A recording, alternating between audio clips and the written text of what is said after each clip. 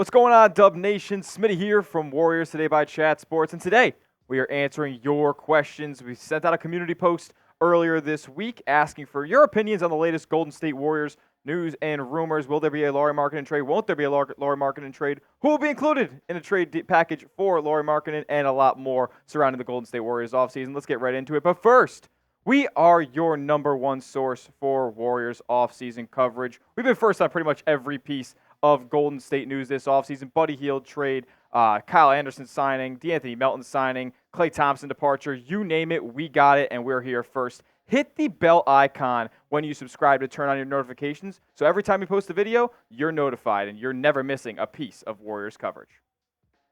First question coming in from ElChorchis, saying, I don't understand NBA trade scenarios, but are the Warriors able to get Lauri after this Buddy trade?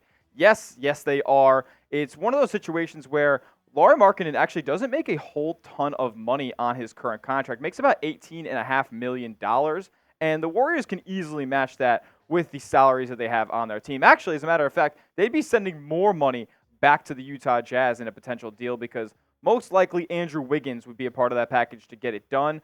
You could package together a couple of young players, more like a 2-3, like a Jonathan Kuminga, a Moses Moody, and a Gary Payton in a deal. But I think that's probably too much to send out to Utah in a potential package.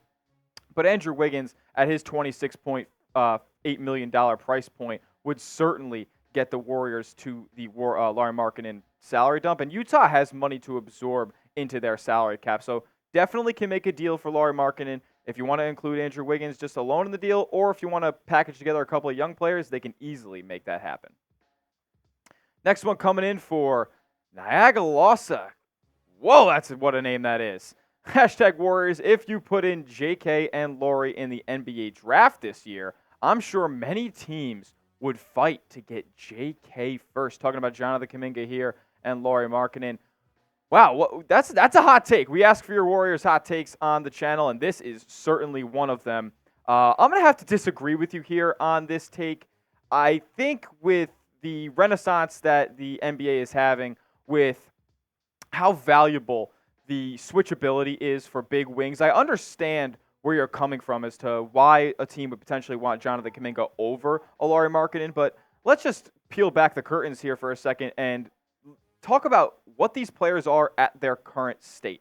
Lauri Markkanen is a 7-foot demigod who, he's not the best defender, but he's good enough at the position, right?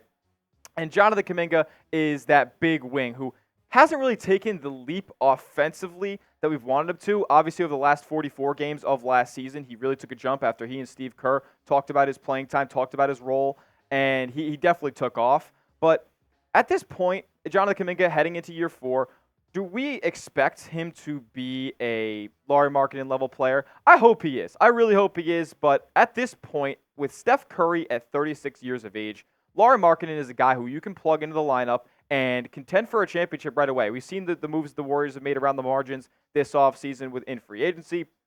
And Lauri Markkanen is a second piece to put next to Steph Curry who can move in an offense, who can really work well under Steve Kerr and in space, more space than he's really ever had in his career with Steph Curry, a Buddy Hield, D'Anthony Melton on the roster. So Lauri Markkanen is no doubt the best fit, in my opinion, to put on this Warriors team in order to make it a serious playoff contender and a serious championship contender. So in my opinion, Lauri Markkanen would go first for a Warriors redraft and look at what Kristaps Porzingis did, and look at how he transformed the Celtics offense. I think a lot of teams would go with Lauri Markkanen first over Jonathan Kuminga, even though Lauri is a little bit older. But what do you guys think? Who goes first in an NBA redraft? Is it Lauri Markkanen? If it is, type LM down below. And if you guys are Jonathan Kuminga stans, type those JKs down in the comments. I want to get a pulse about what Warriors fans think. Luke, 123 Podcast, he's always coming in hot with the questions. Warriors hot take, though. The Warriors are winners in free agency. I love this. And Luke, you are a brave soldier, right? We've talked about how Mike Dunleavy's kind of been asleep at the wheel, and he's kind of been mismanaging his assets potentially with letting Chris Paul walk for nothing, not getting the deal for Paul George done. We heard reports they didn't want to include Kuminga in that deal. And looking back on it, maybe I wouldn't have been in the camp of including Kuminga in that deal either. But with the Warriors signings that they've made, D'Anthony Melton, good stopgap replacement to put on the bench. The Warriors bench needed shooting, and we know that for a fact. He's also going to give you a ton of energy on the defensive end as well. Not somebody who you really want with the ball in his hands aside from off the catch, but a guy who's going to hit knockdown shots and give you a ton of energy nonetheless. Kyle Anderson is a guy who is always making the right play. He's always made the lineups that he's been in, whether it be in Minnesota or Memphis, much better. And he's kind of like that Draymond Green light, right? Always making the right read, great with the ball in his hands, great decision maker, always looking to kick it to either corner or the wing when a guy is wide open by getting to that high post. And then Buddy Hield. Obviously, with the departure of Klay Thompson, you bring in DeAnthony Melton, but he missed a ton of time last year. He's had injury concerns over the past couple of seasons. And Buddy Hield is a guy who's always available and always knocking down shots. One of the best three-point shooters since 2017. He and Steph Curry are number 1 and number 2 at 3 balls made in the NBA. That's just a guy who's going to be able to plug and play and average a cool 14, shoot 40% from 3, and really going to open up this Warriors offense. I think the Warriors are big-time winners in free agency. Considering the circumstances, we knew Klay was going to dip out, and we knew most teams weren't really willing to pay Chris Paul $30 million, so there was really no trade to be had there. With the resources they had, I think the Warriors are big-time winners in free agency. Cade's always coming in hot as well. Can we please ignore these Kuminga fans, quote-unquote, and make the trade for Lauri Markkanen? At this point, even other reporters are calling it embarrassing that we're developing cult-like following to Jonathan Kuminga. I'm not a Kuminga hater. Listen, I totally understand. And I'm on your side, Cade, because Jonathan Kuminga, what we've seen so far, and especially on the timeline of Steph Curry, cannot be the number 2 player on a championship team. Listen, he is on a trajectory, much like Jaylen Brown was early on in his career, but Jaylen Brown was on a much better basketball team. There were so many more mouths to feed with Kyrie Irving, Jason Tatum, Al Horford, Gordon Hayward there on the squad, so he didn't really have as much room to breathe and grow as an offensive player with the limitations that he had in that lineup. Jonathan Kuminga has really been the 3rd, 4th best player on the Golden State Warriors over the past couple of seasons, and we just haven't seen that elite jump just yet. Now, he is very young. I understand the possibilities for Jonathan Kuminga in the future, but like I say multiple times throughout this video, Steph Curry is 36, and how many more years do you really have to be able to contend with Jonathan Kuminga and Draymond Green as your 2nd and 3rd best players? I don't think it's very high, and bringing in a player like Lauri Markkanen, giving up Jonathan Kuminga, I know it's going to hurt for a lot of Warriors fans who have developed this cult-like following for Jonathan Kuminga, but that is a guy who is going to change the trajectory of this roster, and you have to do it. I understand Jonathan Kuminga is great, but he's just not a guy who could be a 2nd or 3rd option on a championship team at this moment in time. Bring in Lauri Markkanen. I'm a big fan of this, Cade. Next up, Slobber Kissin'.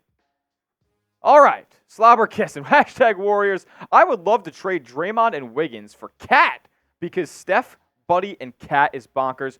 You're absolutely right, my man, because the 3-point threat that those players provide. We look back at the Boston Celtics this year. The reason they were able to kill basically every team in the NBA is because they were always able to run a 5-out offense. Whether you have Al Horford in the game or Kristaps Porzingis in the game or both of them in the game, you can't leave any of those shooters out on the floor for the Boston Celtics. Now you look at the Warriors, if they were to add a guy like Karl-Anthony Towns, he is one of those guys like an Al Horford or Kristaps Porzingis who's going to be operating on the perimeter, who's always going to be ready to catch it and shoot it.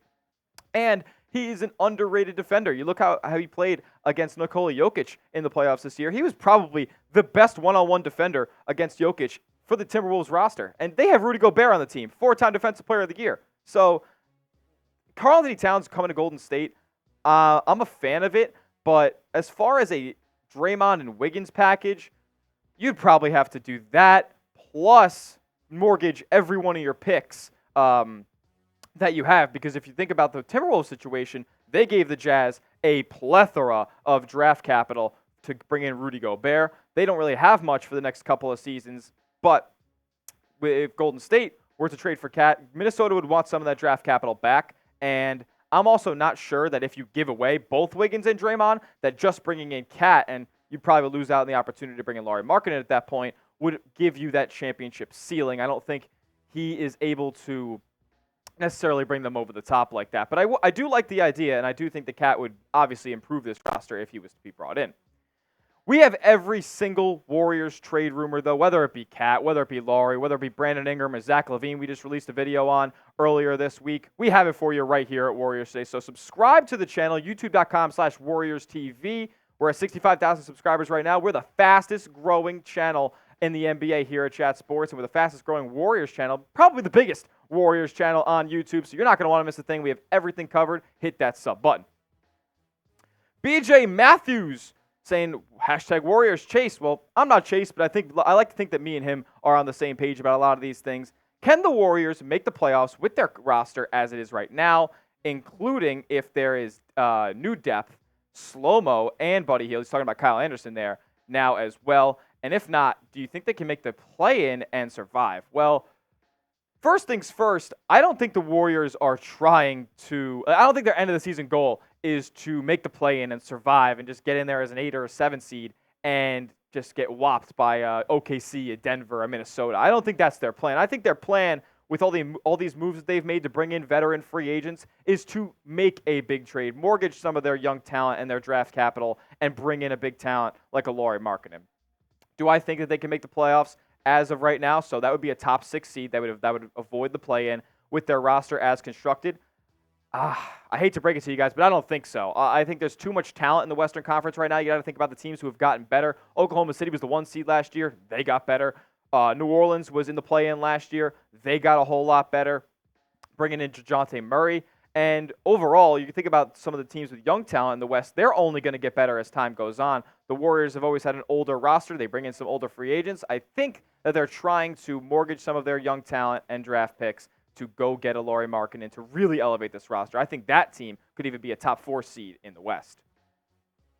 And next up, NickZ 2585 saying, do the Warriors prefer a package based on Moody plus picks or a package based on Jonathan Kuminga and a potential Lauri deal, #Warriors? So going back to the Lauri Markkanen thing, you got to know who you're dealing with here with the Utah Jazz. It's Danny Ainge. And Danny Ainge is a stiff negotiator when it comes to making trades. And if you wanted to trade for Lauri Markkanen, it's going to cost a lot. I don't think that Moses Moody, Andrew Wiggins plus picks is going to get this deal done. I think the Utah Jazz are holding out, waiting for the Warriors to include Jonathan Kuminga in the deal and arguably plus a couple of picks. My trade idea a couple of days ago was Andrew Wiggins, Jonathan Kuminga, 2 firsts, 2 swaps. That's a lot, and I understand that's a lot, and that's going to be basically giving the Utah Jazz the entire batch of the Warriors' future. But at the end of the day, you got to swing big to win big. And Lauri Markkanen is going to give you the opportunity to do that. I don't think the Utah Jazz will even entertain a package centered around Moses Moody as their real one upside player if they're giving up Lauri Markkanen. It's going to have to be Jonathan Kuminga, unfortunately, but I think you got to make the move regardless. Let me know. What is your ideal Lauri Markkanen trade package? I just said mine was Andrew Wiggins, Jonathan Kuminga, 2 firsts, 2 swaps. The Warriors now have 3 tradable first-round picks, I believe. So if you think more picks would get Jonathan Kuminga out of the deal, let me know down in the comments. I want to hear from Dub Nation and what they have to think about what Lauri Markkanen would cost in a trade package and what you would be willing to give up for the 7-foot Finnish beast. And that'll be the end of today's Warriors mailbag. Like this video if you love your Golden State Warriors. If you want to see them make a big trade and improve this roster for the 2024-25 season. I'm Smitty from Warriors Today. Peace out, y'all.